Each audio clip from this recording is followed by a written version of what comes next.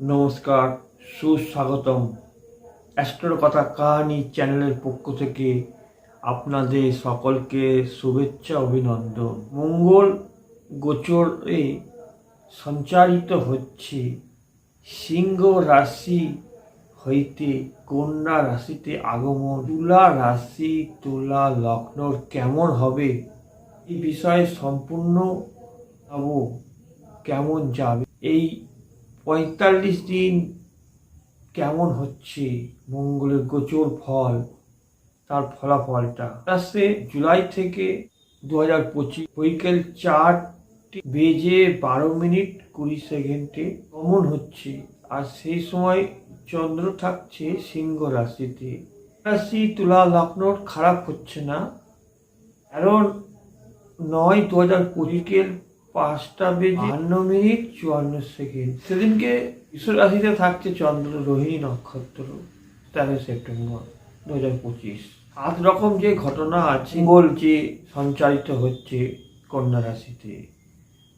১ নম্বর, চঞ্চলতা বাড়ছে, স্থিরতা, বুদ্ধির ভুল, কোনো কিছু সিদ্ধান্ত ডিসিশনে ভ্রান্ত হয়ে যাওয়া। নম্বর, নতুন করে ডিপ্রেশন সৃষ্টি, মানসিক অস্থিরতা।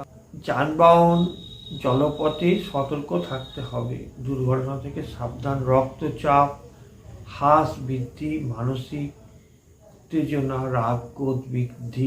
৩ নম্বর, হঠাৎ মানসিক দিক পরিবর্তন, রাগ ক্রোধ বৃদ্ধি। সন্তান নিয়ে সমস্যা, তাদের জন্য দুর্ঘটনা, রক্তপাত, কারো কারো ক্ষেত্রে অপারেশন, পায়ে আঘাত, চোট, ভেঙে যাওয়া।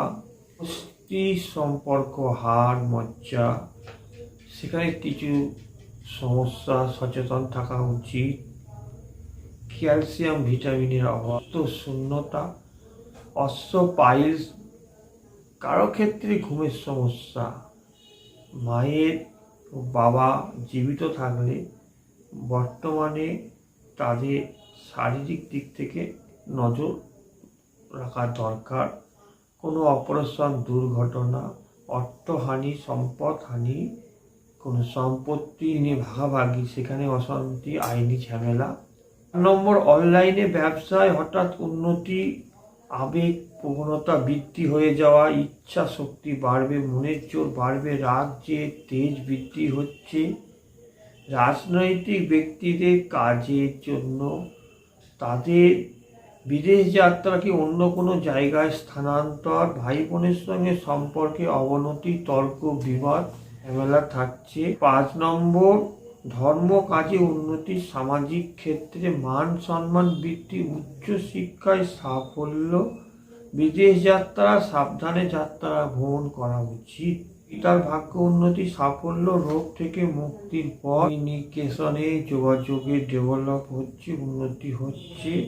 Transport, e commerce business, import business, online ব্যবসা, সেলসম্যান, এদের ভালো হচ্ছে।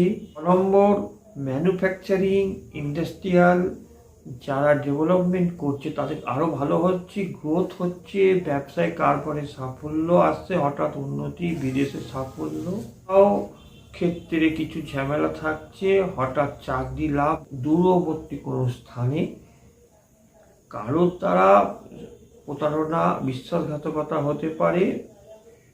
বিবাহ জীবনে কিছু সমস্যা আসছে, প্রেম ভালোবাসা জীবনে অকারণে সন্দেহ, ঝামেলা, অশান্তি। সন্তান নিয়ে কিছু সমস্যা, তাদের জন্য ব্যয় খরচাটা বাড়ছে। ধর্ম কাজে কিছু গোড়ামি, অন্ধবিশ্বাস বাড়ছে, কারো কারো ক্ষেত্রে নাস্তিকতা, অবিশ্বাস ভাব জন্ম নিচ্ছে। কোনো আত্মীয়র দ্বারা ক্ষতি হচ্ছে, চালানবিদ্যা, জাদুবিদ্যার দ্বারা ক্ষতি হচ্ছে। ৩রা সেপ্টেম্বর থেকে চিত্রা নক্ষত্র আর বিশাখা নক্ষত্র ভালো হবে। চিত্রা নক্ষত্র, বিশাখা নক্ষত্র ৩রা সেপ্টেম্বর থেকে ভালো হচ্ছে। ২৮শে আগস্ট থেকে সেপ্টেম্বর পর্যন্ত সাথী নক্ষত্র এই জায়গাটায় ভালো থাকছে এদের। দেখছেন অ্যাস্ট্রোর কথা কাহানি চ্যানেল। মঙ্গলের গোচর ফলটা বলছিলাম, আপনাদের কেমন লাগলো? আপনাদের যে কোনো রকমের সমস্যার সমাধানের জন্য আমার সঙ্গে যোগাযোগ করবেন। আমার যোগাযোগ নম্বরে আমি কেমন অ্যাস্ট্রোলজার সেটা মানুষ জানে। আপনি বিচার করলে আপনার ব্যক্তিগত কারণ তখন জানতে পারবেন। সকলেই ভালো থাকুন, নমস্কার।